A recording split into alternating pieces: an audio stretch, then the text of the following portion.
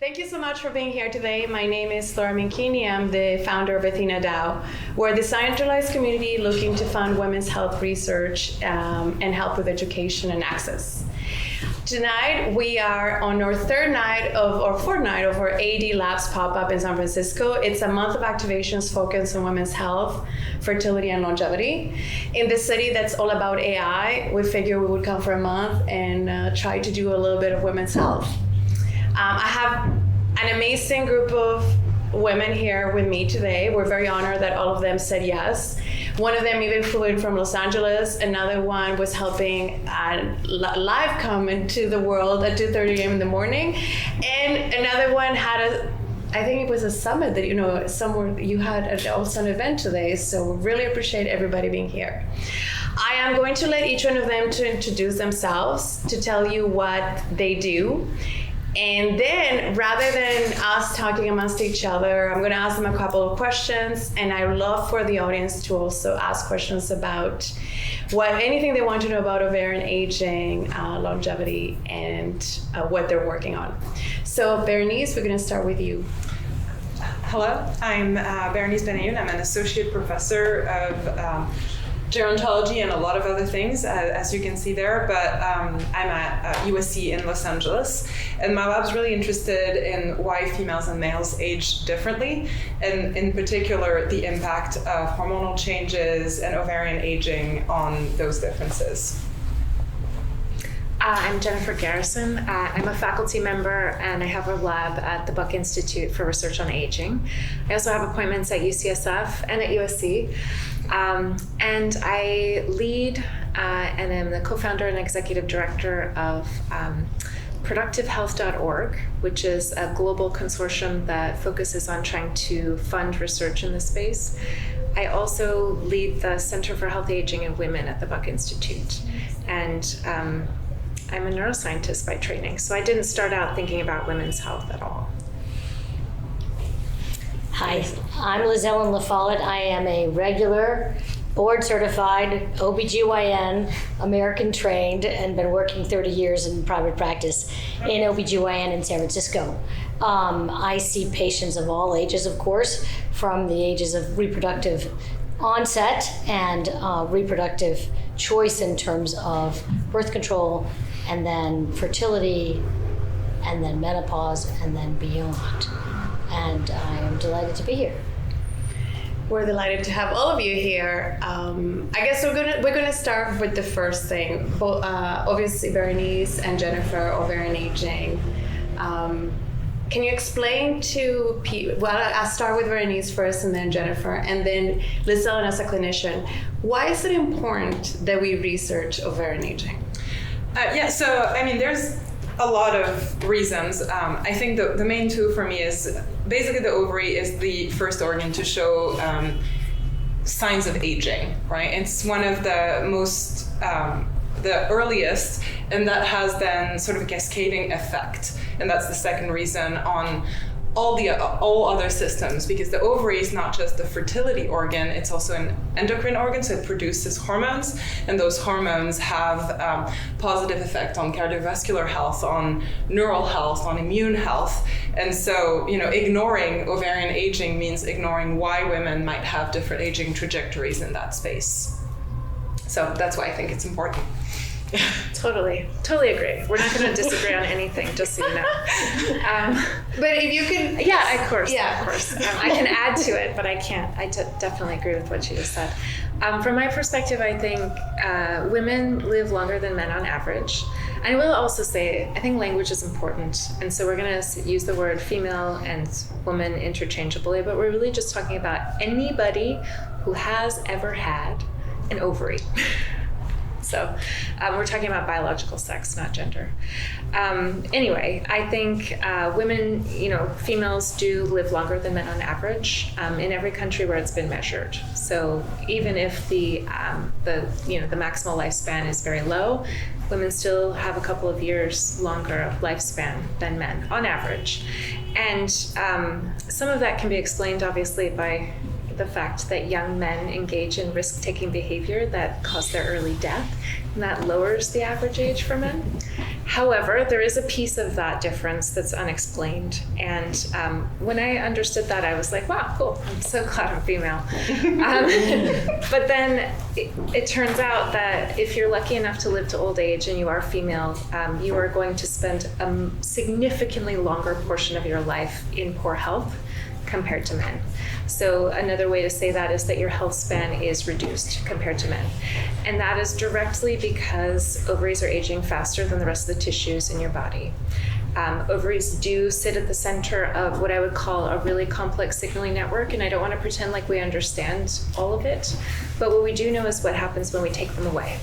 And so at any age, I think it's important not to just frame the conversation with fertility and menopause. At any age, if ovaries aren't functioning properly, that uncovers different health risks. So for women who are in their 20s or even in their teens, if ovaries aren't functioning properly, that could uncover risk for things like issues going through puberty or irregular menstrual cycles. For women in their 20s, it uncovers risk for things like PCOS or POI.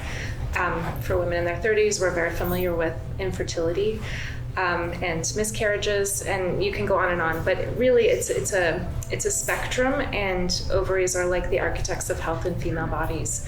So I love that. Yeah, that's our tagline now. Ovaries, the architects of health in female bodies, but they're also the pacemaker for aging. So if we care about, at the Buck Institute, we study aging because we want to tackle age-related diseases at the same time, because age is the number one risk factor for most chronic diseases in the modern world. And if we're talking about extending healthy longevity and we're making some headway in that direction, if we don't address this, then we're going to make disparities worse between males and females. And so from my perspective, I think this is probably the most important question that we could be working on, because it's important for all of female health. So, as the clinician in the room, I think one of the things that's so important about understanding health and education of women's health has to do with what things can happen in your body as a woman and as you age that can really make a difference in terms of longevity. If you look at, 4 100-year-olds, 3 will be women and 1 will be man, but the one who's actually got better skeletal function and mobility, it's the guy. So we have to understand that the changes in bone health, cardiovascular health, mental health, all related to ovarian function. And I think we've started to have a conversation about how we understand that somewhere at midlife, and I'm saying midlife because most of us, if we play our cards right, will live to 100.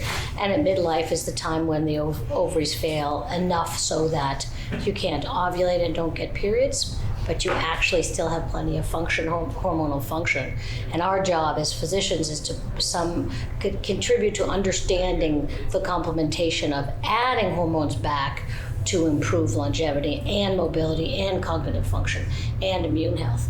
And I think there's been a lot of very bad information given to women on both gaslighting is one word which probably needs to be said, and also I think misinformation related to breast cancer risk and hormones, and that we really have to be very rigorous in our scientific methodology to understand what's a statistical significance risk versus something that has actually just been focused on by the PR or the media rather than looking at the real data.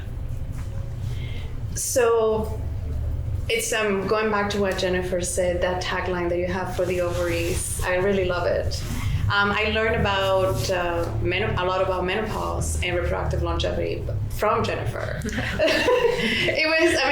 She's being, how long was it that the now productive health? Well, the center started technically in 2018. We really launched it in 2019, and then the global arm of it, which is we're calling it Productive Health now. We used to call it the Global Consortium for Reproductive Longevity and Equality, and I think we changed our name recently because I think we have to stop calling them reproductive organs. They're important and essential for reproduction, don't get me wrong, but they are also important and essential for these health promoting functions. And I think personally that calling them reproductive organs, especially ovaries, has kind of allowed people to pigeonhole all of women's health through the lens of fertility and make it small, make it seem like some niche subcategory of medicine when it's half the population. So yeah, that was about, it's We started the consortium 4 years ago. Just before the pandemic. Right? Just before the pandemic, yeah. yes. I remember because I met Jennifer online. Back then, you were just meeting researchers online. Even Bérénice, that's how we also connected the first time. But it's super interesting because I don't think women, I myself 4 years ago or 5 years ago, didn't know about this. And I think the one thing that we're not taught about in general, and shocks me because women, we've tried to find out about everything. Women make the decisions at home for healthcare. They're 80% of their consumer spending. And yet when it comes to our own health, something as important as ovarian health is, we're not taught about it, or is not discussed as part of our, I would say, like how to keep ourselves healthy. And as you said, we when I say something about menopause, people are like, well, you want to have kids at 60? So we're always coupling, as you said, fertility or having children with ovarian health. And I guess this is one of the reasons why you're going for. I think it's obviously really important, and it's a top of mind topic for a lot of women, certainly a lot of women I know, fertility and menopause. But it's bigger than that. Yeah, it's bigger than just those two topics. We've definitely done women's health a disservice by pigeonholing ovarian function to fertility, and that's why, again, you have people, and I did my PhD in this based on the genetics of menopause, and people kept telling me, why do we care? Women shouldn't be having kids, like when they're 60, 70. And so that's sort of the programming we have with people equating ovarian health with fertility and sort of ignoring all of the cascading health failures that happen downstream of ovarian dysfunction. So we've really done a disservice globally to women's health. So speaking of the disservice, one of the big things, I mean, both of you, as researchers, as a clinician, something that we talk a lot about is, Jennifer said it, we're half of the world's population, and yet the funding for research is still not very high. I mean, even worse than that. So, the NIH, I think that was 15 years ago, came up with the sex as a biological variable mandate. That was 2016. 2016, not even. So Less than 10 years. So they came up with it with the idea that, okay, people are just studying all the aging or disease questions, usually in male mice, and when you talk to researchers, they'll say, oh, female data is just so noisy, which is not true, but that's been the excuse. Despite that, people will still, because that's the only way to get funding now from NIH, people will still write in their grants now, oh, we're going to do females and males, but then you see the papers that come out that were funded by those grants, they still continue to do only one sex. And so, beyond that, there's not just the ovarian aging, it's just the idea that, and that's like the sort of tagline, people think that females are just males with hormones. And again, that's misunderstanding a lot of the differences in biology and why there's going to be different risks for different disease, for aging, and what we call morbidity, like the fact that the health span of women and females is generally poorer than that of males. And we know that males have exactly the same level of fluctuation in hormones. Yes. It's the same kind of symphony, right? We've got this complicated symphony going on all the time, and we know from Emily Jacobs' work, who's a member of our center and has her own lab at UC Santa Barbara. She did this beautiful study called 28andMe, where she's studying, she's a neuroscientist, and she's doing large-scale brain imaging, and she followed a woman across her cycle, and took blood and also looked for markers and imaged her brain across a cycle and across a couple of cycles and over time, and just showed what was happening in the brain, across a 28-day cycle. And it was a landmark study. Crazy that nobody's done that before, but that's where we are.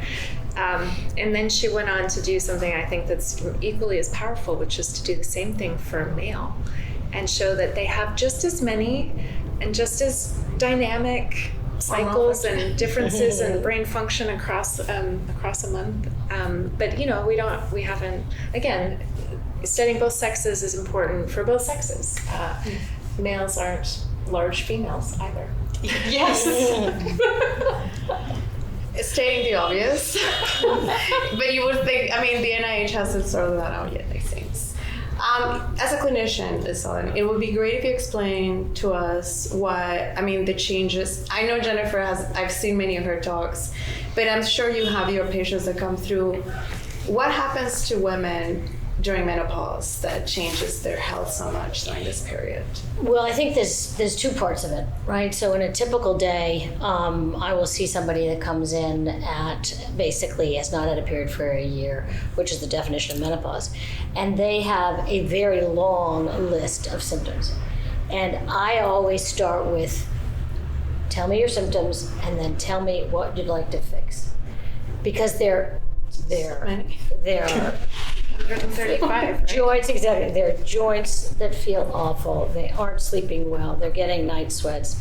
They're having more anxiety. They're wondering why they're yelling at their loved ones. They are not as mobile as they want to be. Every part of them aches more. Some people have, frozen shoulders. There's just a whole constellation of things that happen. And one of the parts to me is, okay, let's talk about all of those components, and everything you're feeling is in you, so that means it's connected. And I think sometimes we have a tendency to sort of, in medicine, pigeonhole people in stages and women in stages of where their life is, but it doesn't, the chronologic age of a period is something we can track, and we know a beginning, a middle, and an end. But when you don't have a period, there still are evolutions in terms of the symptoms and how women feel and how they progress. And that, I'm not even going to talk about the bladder, the vagina, and all the sex drive, et cetera, that changes. So I think that, number one, you need to get good information. The thing that's always surprising to me is when a patient walks in. A new patient walked in last week. She was mid-cycle, midlife. She was 50. She had been seeing a gynecologist down the road, and nothing had been addressed. And I can't figure out whether it's because they didn't have the time, or they didn't have the interest, or nobody was listening. I can't tell. But this idea that you need to come in to your provider with a lot of good questions, but also symptoms, so that we can try to unpeel the apple in terms of how to help. And I always end my visit, and I give everybody a half an hour in my office, and there's no phones and there's no interruptions unless the baby's coming, which usually not during the day. It's usually 3 a.m, like today. However, is to say you're back in here in 6 to 8 weeks, because I'm only touching the top 5 of what you want to talk about, and I know there's a lot more. And I'm not even talking about relationships, and I'm not even talking about work stress. I'm not even talking about that yet. I'll get there. So I think we have to stop sort of pigeonholing women in terms of their life and their changes related to hormones, and recognize none of us would be on the planet without us as mothers. So we would be at population of 0. The default position in embryologic life is actually female, that then changes with the X chromosome landing somewhere, receptors landing somewhere, into the male. So we actually all start female and then differentiate early on in embryology. You guys can correct me if that's wrong, but that's the template. So we should go the other way around, start throwing this stuff in the air, but also recognizing that we don't have enough information. It's going to be people like these two that are going to make a difference in terms of making women's lives better, but not only better at midlife, but at 60, at 70, at 80, at 90, at 100. And that's our job as providers.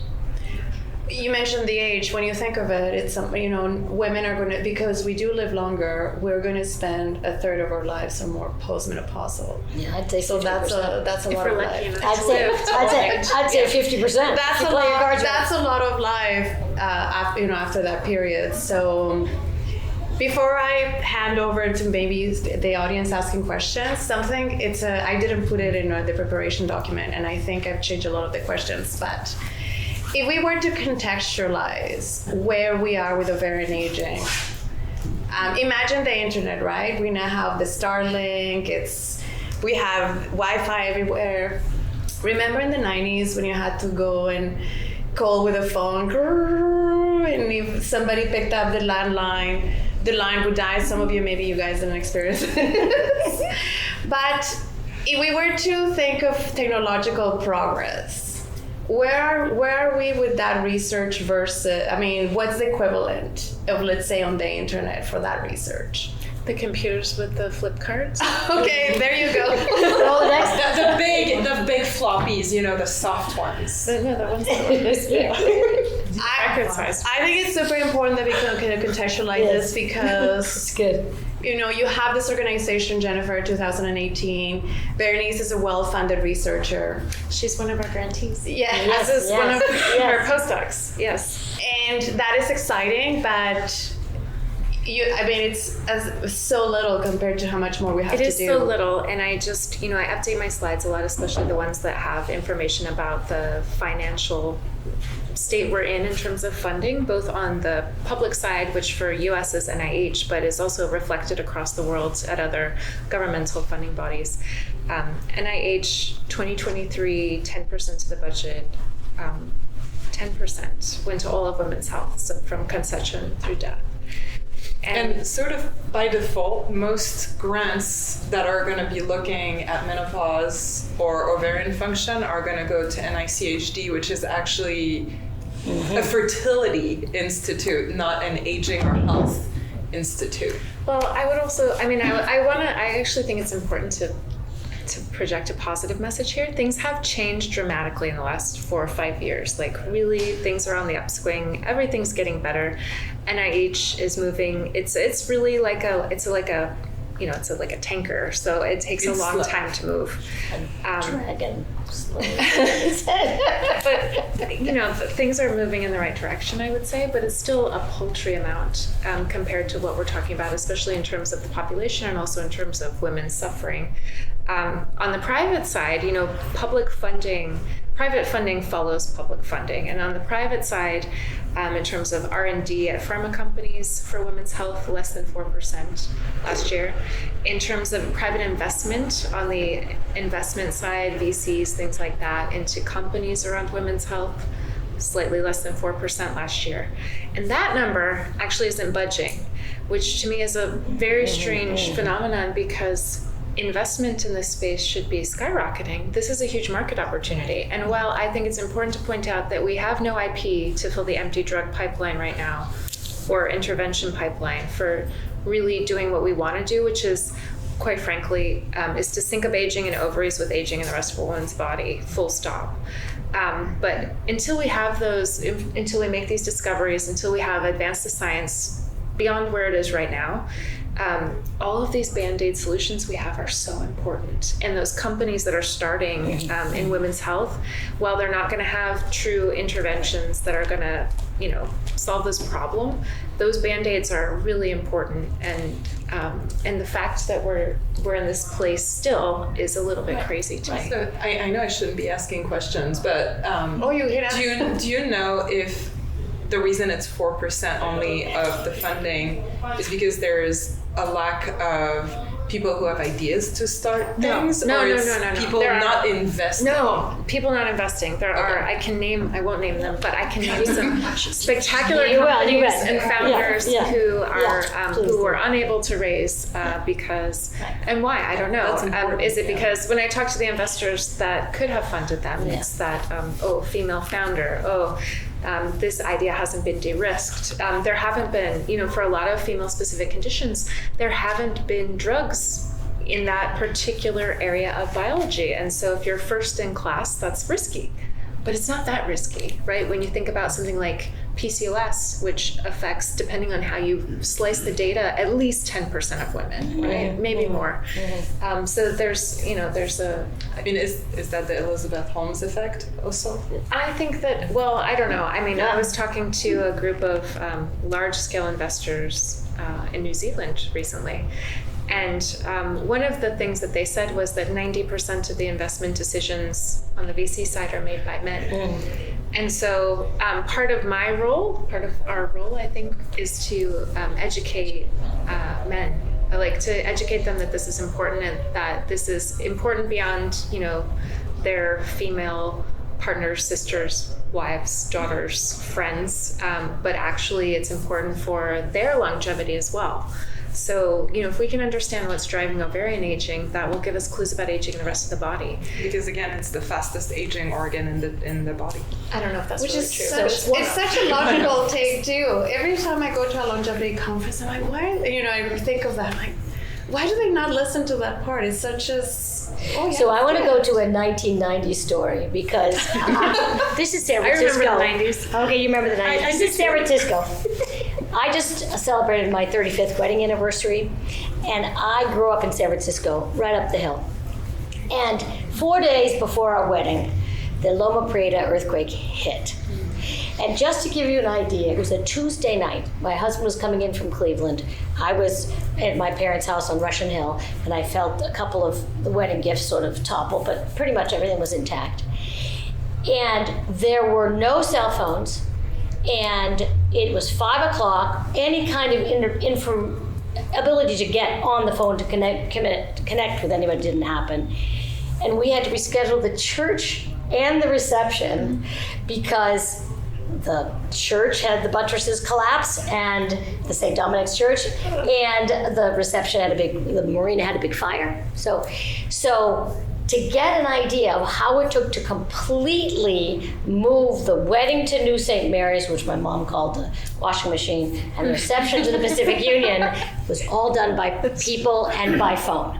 So that to me is such a San Francisco story about where we were in the 90s, right? That was 1989, it turns out, a little bit before the 90s. But my point being is, we're that far away in some ways, and we're that close also, because we're asking the questions, and we're asking for money, and we're trying to make sure that everybody gets heard, and we're putting our arms around each other to say, hey, we're all in this together. Humanity doesn't exist without us. So let's move forward and try to get some insight into aging by having the thing that's right in front of us that's changing our lives. We need more people talking about this, and this is one of the reasons to do these talks so that people learn about it and get motivated. I'm very open about the fact that I'm not a scientist. They are the scientists, but I come from the luxury industry. And I know how powerful women are when they decide this is where my money goes. So to me, it's shocking that the life sciences industry, the biotech industry is not paying attention there, because there is, I don't have to say do it for the good of humanity. I appeal to what they like, which is money. And there's a lot of money to be made here if we actually put money in the science. The science first. I would say that the impact on humanity will be profound. Yeah. And we struggle to raise philanthropic dollars to give away these grants, and we've only been doing it for 4 years, but I think we've had an outsized impact on the field. Yeah. We have had so many important discoveries, over 50 papers published just in that time using our funding, and we're about to do a large race, a philanthropic fundraise to fund the grants. And part of our motivation is that, like Bérénice, her postdoc, they got grants from us. They're 2-year grants, and so you have to ask what happens at the end of those 2 years. And we're academic scientists. What we do is we write grants all the time, and we're constantly trying to fill this very complicated thing that, we're like small businesses. So we're responsible not just for our salaries, but for the salaries of everyone who works for us, our students, our postdocs, our technicians. We pay for everything in the lab, Our equipment, reagents, all of it. And now publications too. And everything. And the university or the institution where the lab is for the administrative. Well, that's important too. We pay rent, need HR. basically. When I learned, my head started spinning. I was like, oh my god. Well, you have to pay for the space. Yeah, you have to pay for it to be Electricity, cleaned. water, For the janitorial grants department, services. for the HR department, for finance, for all of those things, very important. And so, I'm constantly making sure that I have enough grants to fund all my research. But oftentimes the grants are short. Oftentimes they're for a very specific project. So one of the things that I would love to change is that NIH and other governmental funding bodies tend to fund things that I would call incremental science. And what we say we want scientists to do, which is like paradigm shifting, really risk-taking, moonshot kind of exciting work, that's what we say we want them to do, but that's totally misaligned with the incentive structure with grants, because you have to do a project, you have to show that you're making progress on this project. Very hard to make a left turn, which is how science works. And so one thing that we're trying to do is reimagine with our granting structure, how can we make a path so that somebody like Bérénice, who has a 2-year grant, if there's something about that project that should continue, that she has the opportunity to do that. So we're going to try to raise a second pot of money that would be for like sustainable funding for grantees or former grantees or current grantees to continue. No, and like that's also the thing that I feel may not be clear to the public is like, yes, research also takes time, because if you get a new grant, well, you're going to potentially need to hire people, and hiring people takes time. And so maybe you're already 6 months into that 2-year grant. And then, my lab uses mice as a model organism. You're not going to see obvious signs of ovarian aging until the mice are 10 to 12 months old. And so, you have to breed the mice, you have to bring them to that time. You have to do the experiments, you find something, you need to validate it. So research takes a lot of time, and that structure, that 2-year structure, means we keep starting and stopping, because when the money's not there anymore, you have to pivot. I don't have the money to continue, keeping those mice in the vivarium, because I pay $1.70 a day per cage, right, to keep those mice alive. And so, that creates a really start and stop structure for research, which is damaging to long-term progress. We could have a whole nother cocktail hour where we talk about how science funding is broken. Yes, no kidding. Yeah, that is a whole other conversation, but it's very important to contextualize, because scientists spend a lot of time looking for that capital. Well, I think if the general public understood how science funding worked, there would be an outcry. So I've been actually pitching this to all the people, all the press that asked me for interviews. So I'm like, can we do a series on this idea that, there is one funding model that we know of that works. And the reason we know it works is because Nobel Prize winners, paradigm shifting work. Like if I ask you non-scientists in the audience to name like one really important scientific discovery or something that you know about that's happened in the last 10 years, what would you say? CRISPR. Thank you. But things like that and Nobel Prizes and like really work that really changes the world, those people have something called HHMI, which is a funding structure that it doesn't matter how it works, but it gives people the freedom to not be writing grants all the time, to have a runway of 7 to 9 years minimum, to do their work and to fully fund their lab and to be creative and to think, to spend their time doing what they're supposed to be doing, which is like do science, thinking about the science. Wait, does anyone in ovarian aging have age? No. My partner does, but we can't be HHMI. They have a $600 or $700 million a year budget. But what we can do is try to model it in miniature here, right? So that's the goal. Nice.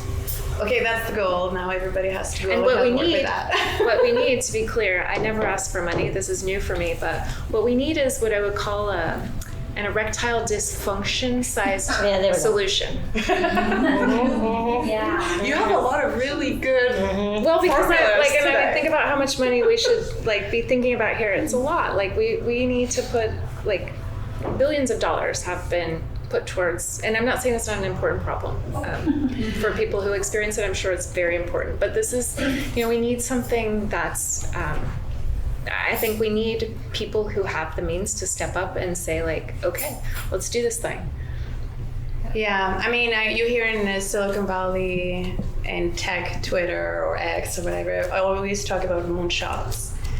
And moonshot this, moonshot that, and I'm like, menopause is a moonshot, but they don't think it's sexy, they don't think it's cool. And we do need that eventually somebody thinks that it is a moonshot. And whoever thinks it is going to make a lot of money because... I wouldn't say menopause, though. We're not talking about ending menopause. I think this is an important thing to correct. Menopause is really about menstruation, right? It's menstruation and hormone levels, but it's really linked to menstruation. Medically, that's how it's defined.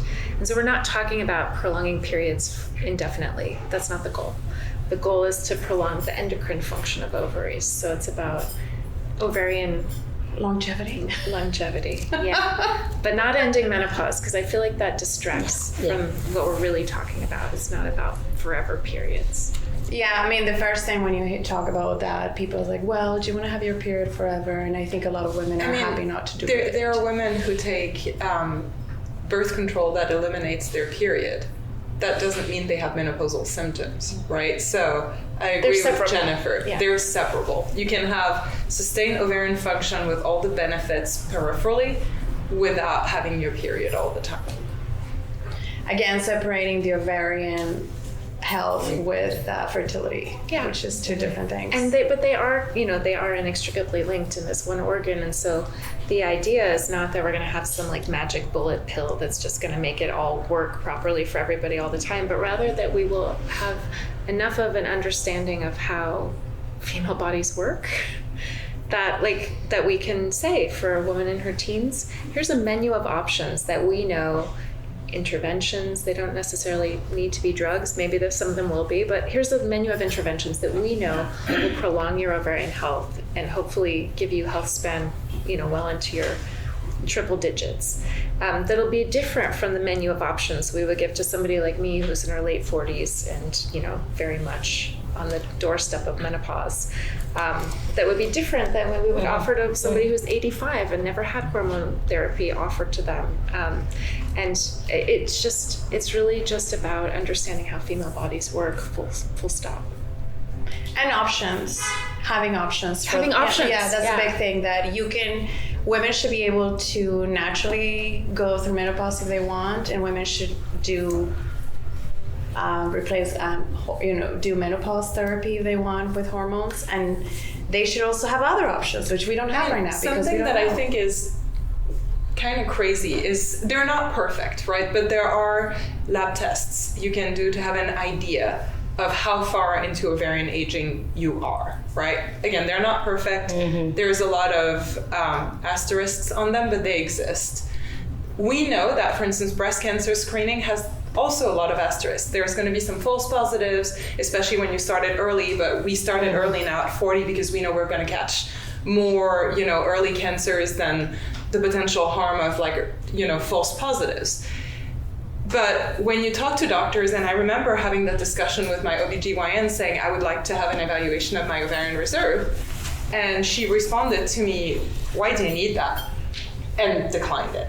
Right. And so I think the same way that we do yearly, mammograms to make sure we're not missing breast cancer, maybe we need a shift in mentalities to think because ovarian health has such broad impact on health, maybe we should think about having, your annual physical blood test to see, is everything going okay in that direction? Are you going to be, and for women who want to have kids, telling them it looks like if you want kids it's now, or maybe you want to do oocyte freezing or something like that.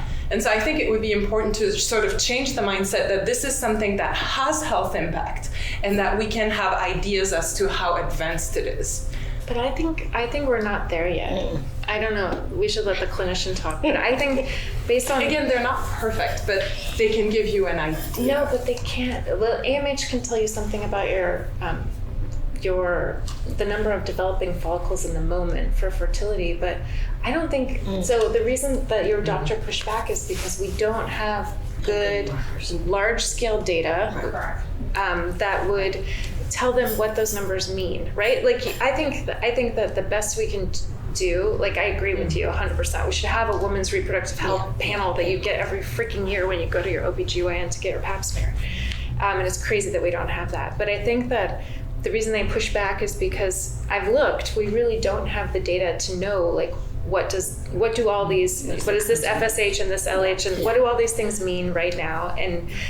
Okay, so maybe we need to shift into thinking, how can we screen for it? And I think we have to also the right to to do the their data. products, and they don't because they're not precise. Well, I think we need better data. We need better Much markers. better data. And by the way, just on the mammogram front, just to dissuade you of the mammogram, mammograms changed cancer detection between 55 and 75. So all cancer screening before those ages may not be changing the findings of breast cancer, which are most likely in the younger age group, felt. So when you look at the data that came out of Sweden, which is a very homogeneous population, about menopausal screening, we changed detection from 55 to 75. Well, there's an awful lot of people that are not in those 2 decades that are actually getting mammograms. So I don't think that's even a very good analogy in terms of how do we look in the prevention front. But what we really need is we need a cancer marker for cancer. We need a marker for ovarian function. We need a marker for bone loss. We need to be able to go to the OBGYN and say, I'm worried about my heart, I'm worried about my health, I'm worried about my spine, I'm worried about my ovarian function and my sexual function. And those questions should be asked. And we don't have an answer yet. We don't have the data. I mean, Right. we're doing this right now, right? We're trying to mine, in combination with, in collaboration with MIT and an AI center there, to mine EMRs, like hundreds of thousands of them, for things like age at menopause, and then all these markers, so that we can do the analysis that would give us the predictive power to say, like, yeah, if you measure these 10 things twice, it'll tell you like where you are. But I don't think we're there yet. And I did try, like I really have tried with data from a few companies that exist that are collecting that kind of data, but it's just not enough to give you like the signal over the We should, but that doesn't mean we shouldn't. I will say one other thing though, I think, and you can disagree with me on this, I do think that there's some value to the N of 1 experimentation and science that we're all doing on ourselves.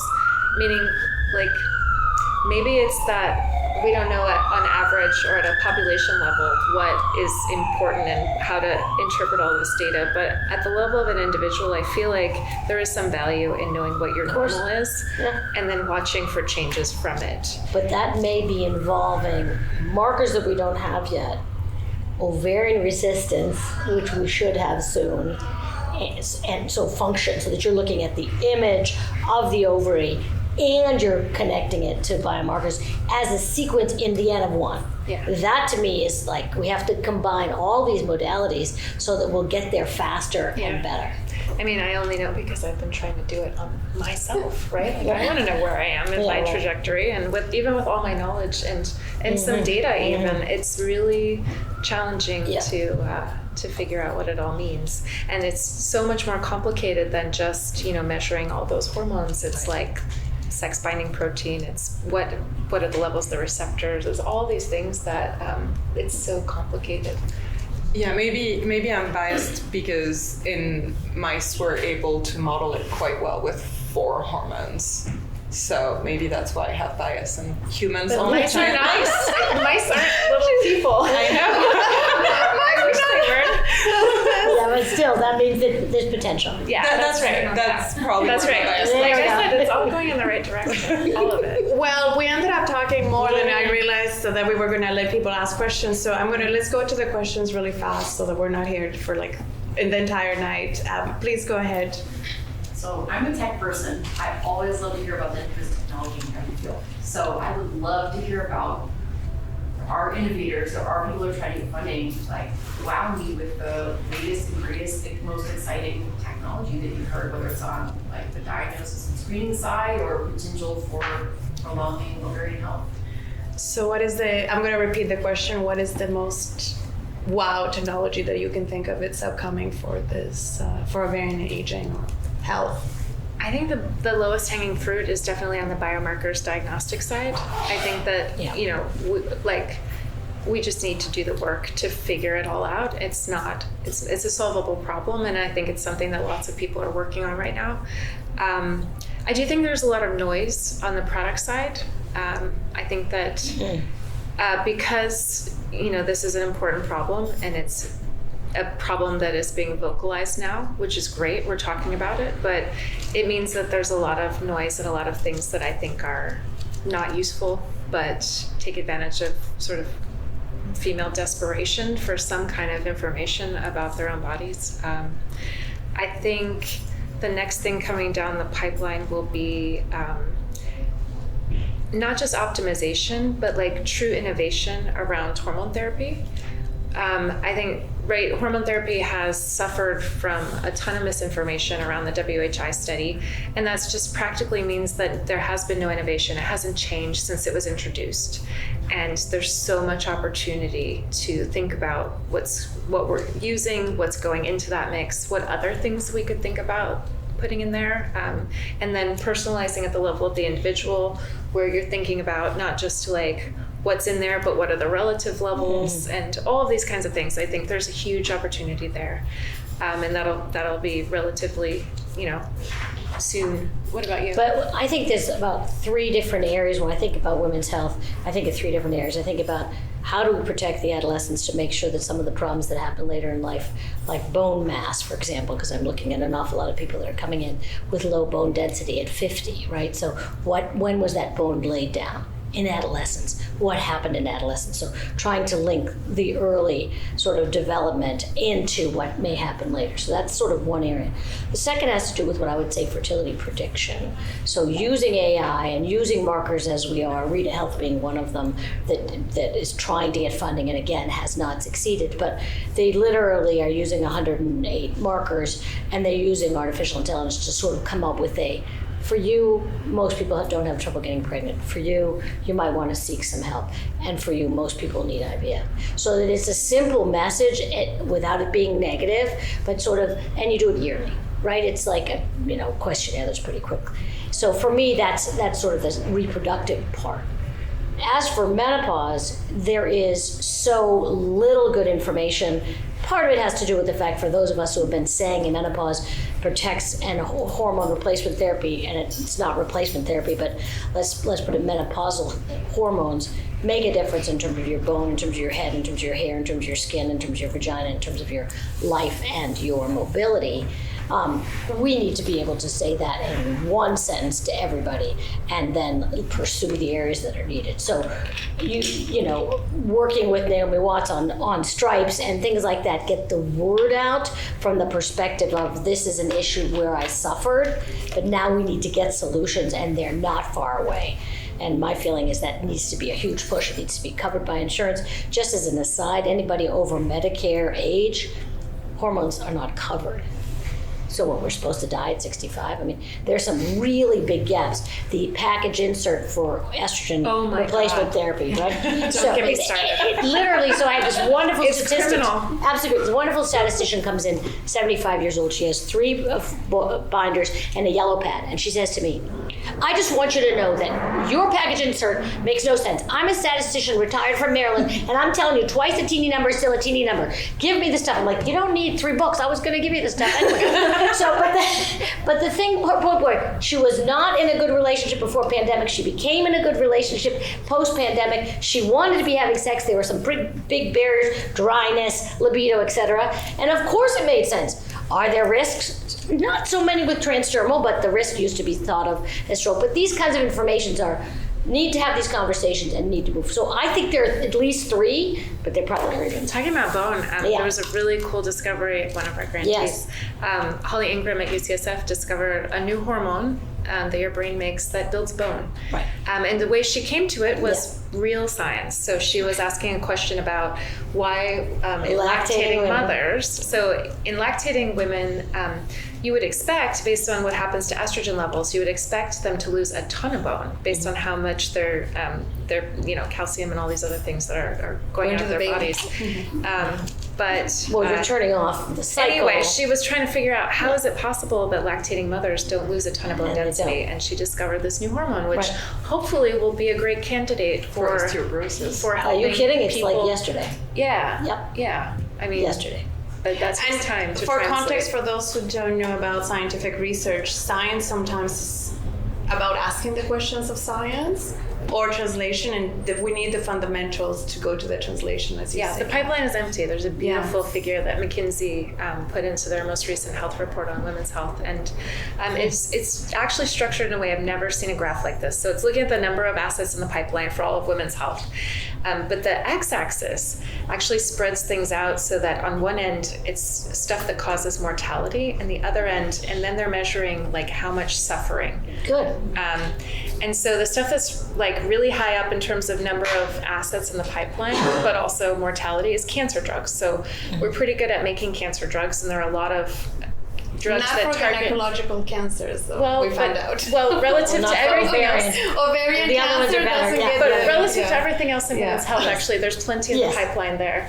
And then everything that's over on the end of like maximal suffering and zero Like endo? things, everything, Well, like- everything And related to there's gynecological. And no it's funding. horrible. No But it's not funding for because it's endo. not important, and it's not because it's not interesting. It's because we literally haven't generated the IP to fill the pipeline. Like generally, like we would be putting money, we would take some of this money and put it into early stage companies to, you know, to start an accelerator at Buck in the center of this like hub where we have all this amazing expertise around aging and reproductive aging, and we literally don't have companies to fill that space because nobody has, like, we haven't generated the IP. We just need to do the science.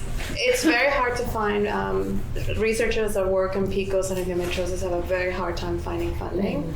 And one of the reasons is also because, in particular in the US, what gets funded in biotech has to do also with what's going to be eventually a business, something that you can actually, the insurance companies have a big say.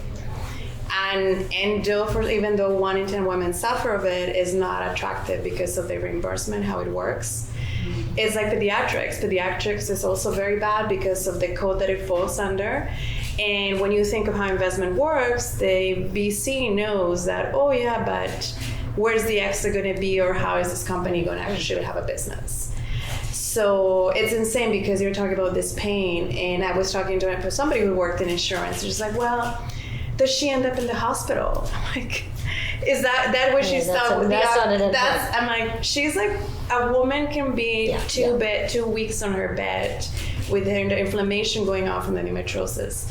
She will end up in the hospital maybe 8 times to get it diagnosed because they have to do this very invasive Exploratory procedures. surgery. But they don't Laparoscopy. consider it as endometriosis, it's just an operation. So when you think of also those factors do play a role in what gets funded, it's a bit crazy. Well, if you It's talk changing about, though. Right. It is changing. But if you So talk about that endometriosis, policy just side. while we're on the topic of endometriosis, for a young woman to be diagnosed with endometriosis, this is where the insurance company should be hearing, because they go to the emergency room and they are told, oh, I have a ruptured cyst, or I have this. By the time it takes to do a laparoscopy, which luckily is not as invasive as it used to be, they have gone to 4 or 5 people that have told them, I don't know what's going on. And all you need to do is drop a laparoscope that we as gynecologists do every day of the week and look inside and then make a plan. And yet, how come there's all these years in which they had to come and suffer and not have somebody say, okay, let's take you to the operating room and look. So there's the cost benefit, but if you add all those ER visits, that's a heck of an expensive thing. Also, we shouldn't have to diagnose this with an invasive Yeah, no surgery. kidding. That's the biggest thing. Like, we could do better there, I think. Yes, maybe. But we have like literally 3 more minutes, so we'll do 2 more questions. Oh my God, okay, go ahead. Answer it very short so we can get through all of it. But coming back to endometriosis and like the reimbursement aspect, I know with like VCs it's a little bit like, well, why would you have a test for it if you're just gonna cut the person open it to remove it anyway? So like, what would you kind of say in that case? Like, what would be the point of having a biomarker for it? So that you can diagnose, Early treat, diagnosis. suppress. You should right? keep all of your organs. Yes. You answer Yes. this. So I think the most important thing has to do with the suffering and reproductive. We're going to talk reproduction on this one because endometriosis does confer substantially less fertility. So the answer is that if you can find that information early and actually, if you can, then use a medicine or some modality to decrease its extension, you will actually improve everybody suffering and also potential improving fertility. So it's a huge black hole that needs to be addressed, no question. We need to know how to diagnose it, but we Right. also need to know how to treat it. Yeah. This is, these Those are are 2 two sides parts. of the same coin, I would say. It would be amazing without cutting us. No, that's right. Imagine you told men, oh, we need to cut a little bit of your penis for And it it's to going to take work a 10 little bit years. out. You're going to suffer and take Then we would have years. sorted it out, 10 years. At least 10. And then we'll figure it out. But first we're going to have to do a little cutting. Go ahead, ask your question. So it's an election year. If Kamala Harris is elected president, what would you change in terms of like federal funding for anything related to women's health, femtech, et cetera? Because we're in a tense time right now. I'm hopeful. Full disclosure, I'm not officially on the Kamala Harris team for National Finance Committee. My ex-boss used to be for, was it the founder of Tech for Obama National Finance Committee, Deans and Vice Chair. So very biased, but I'm just curious, like what would be like top 1, 2, or 3 things you would prioritize in like the next administration outside of like choice? So, like there was this big push for Alzheimer's research where there was a lot of funding that was put in there that recruited a lot of talented people to work on Alzheimer's. And now we actually have a lot more people investigating a lot more, avenues on Alzheimer's than we used to because, and I think it was under the Obama administration, a huge amount of funding was put there. If there was actually a significant influx of public funding for women's health specifically, and not just right now what we have is a notice of special interest, which is basically just saying, this is interesting, but we're not going to fund it more likely than the rest. That would potentially bring more people, retain more people in the field, create those potential IPs that can go into the pipeline. So, early funding of fundamental research will trickle to translational, practical things for women's health. So I would say this is what would be needed, something like what happened for Alzheimer's research. Well, what happened to Alzheimer's research was really it was a bill passed by Congress, and there are multiple now bills that have been introduced around women's health. And the fact that they exist is amazing. Like, don't get me wrong, it's incredible. Like the progress that's been made, the dialogue that's happening around at the level of the White House, for example, is incredible. But Congress doesn't have any appetite for funding research right now. Forget about women's health. Like NIH is underfunded to begin with. So I think, as long as Congress is fighting internally and not really focused on these external problems, I think we have to think about sort of more creative ways to do this. And there's a lot of ideas on the table. I think that we should have a new institute at the NIH. I mean, there's already ORWH, but they don't have their own pot of money. No, that's just under the director's office. That's not an NIH institute. And I don't know that we would want to call it women's health. I think it would be more about sex differences, about, having research that's really focused on studying sex differences. That would be one thing. But, getting some of these private funders to step up too, I think could be really powerful. I mean, I think that watershed event for an OBGYN is choice. And I think every single woman and every single daughter and every single mother needs to vote. Yeah. And if we can't get that simple right cleared, for me, we're not going very far. Yeah, I saw Kamala speak actually in San Jose on the anniversary of Roe v. Wade being passed, the 50th anniversary, and it was her reproductive justice tour, and it was really powerful. I think it's a rallying cry for all of us to get involved. And at the level of public funding, at the end of the day, the NIH is funded by Congress, and Congress listens sometimes to their constituents. So, there's that angle too. Go vote if you're American. One last question. Hi, so everyone can see me. I'm Carolyn Kriskamp. I sit on the scientific side of things. I review for the NIH.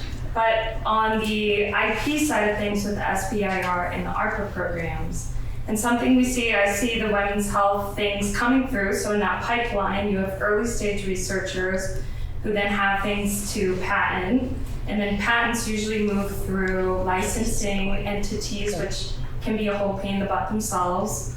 And then those patents come to my group that then revises their commercialization potential. And something we see is there are not enough patents coming through in women's health, and certainly from female founders. And now part of that is because I'm one of the only MBAs that sits on my committee. I don't have a PhD or an MD, which most reviewers do. And so I advocate for the commercial side, and there's a huge gap between the scientific community and the business community, and there's a lot of disagreement that can lead to just things stalemating. So I challenge and encourage you as scientists, you definitely are capable of bringing things to market. I do a lot of coaching with the female scientists on the committees who are like the most talented scientists in the world, who don't have the confidence to commercialize their own products. So I'm like a huge advocate for like, trust me, y'all definitely have the skills to do it. So if you see things that are patentable, like take the helm or encourage folks you work with to like, you can do that, you can bring that to market, go through SBIR, go through ARPA, like we really do advocate for the women's health products that come through and that we review. There's incredible, we try and get 50-50 review boards, and there's a ton of advocacy to get the women's health research to the table, but it's a little bit later stage than where. No, this is exactly, I mean, the consortium is not just funding the scientists, but trying to translate it as fast as possible. So I spend a lot of time forcing these conversations between scientists and clinicians, but also between early stage founders and VCs and policymakers, and we helped with the Sprint for Women's Health, thinking through what the categories were going to be. I would say, part of the struggle is getting all the stakeholders into the same room to have these conversations, but hopefully we can do it differently, right?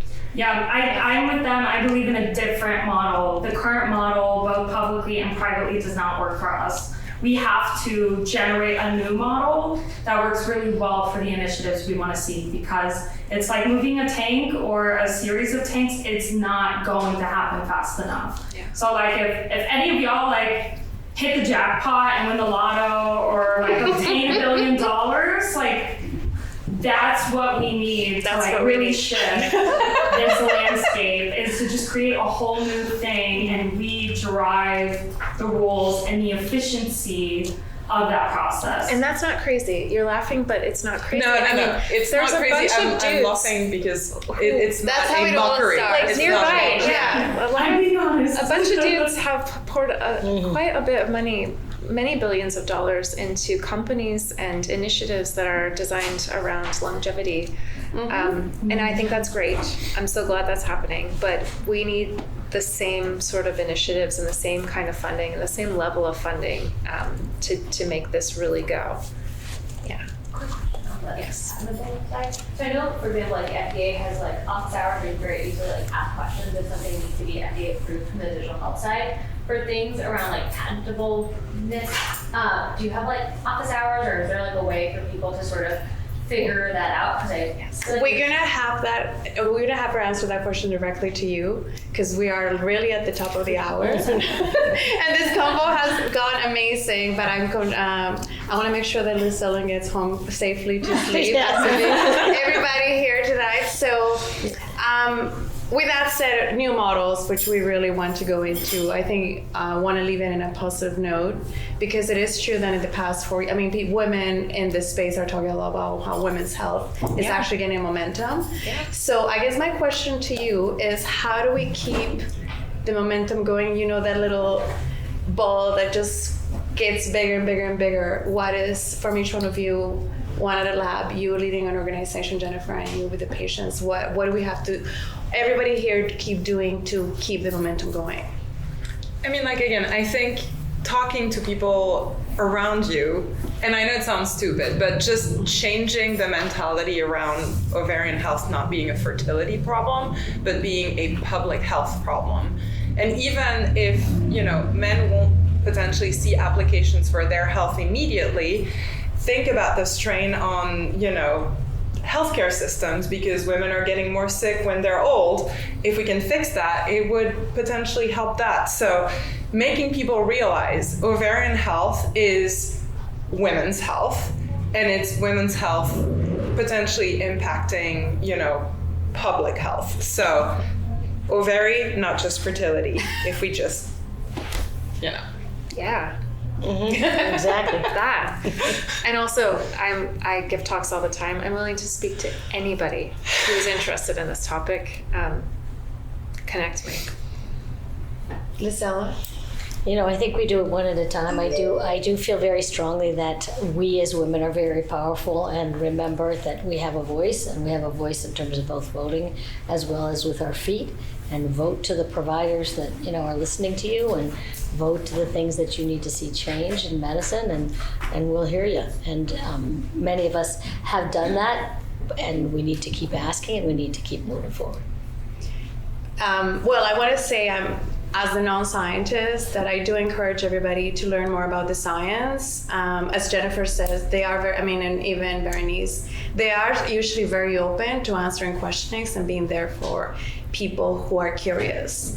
And the more you know about it, the more fascinating it gets, the more you can talk to friends and family. And it's very important that you talk about this subject all the time within the context of not, it's because of women and health, but because it's important. Mm-hmm. And everybody came from a woman, had a mother, has maybe a daughter, a sister, a girlfriend. So it's not just about women, it's about society in general. And let's just keep the momentum going. And I hope somebody's going to start a company from this chat today. But thank you so much for our speakers, for the travel, for the time. And thank you everybody here for being here. And we have 4 more events, so hopefully we'll see some of you. And thank you again for coming to the ADLabs pop-up.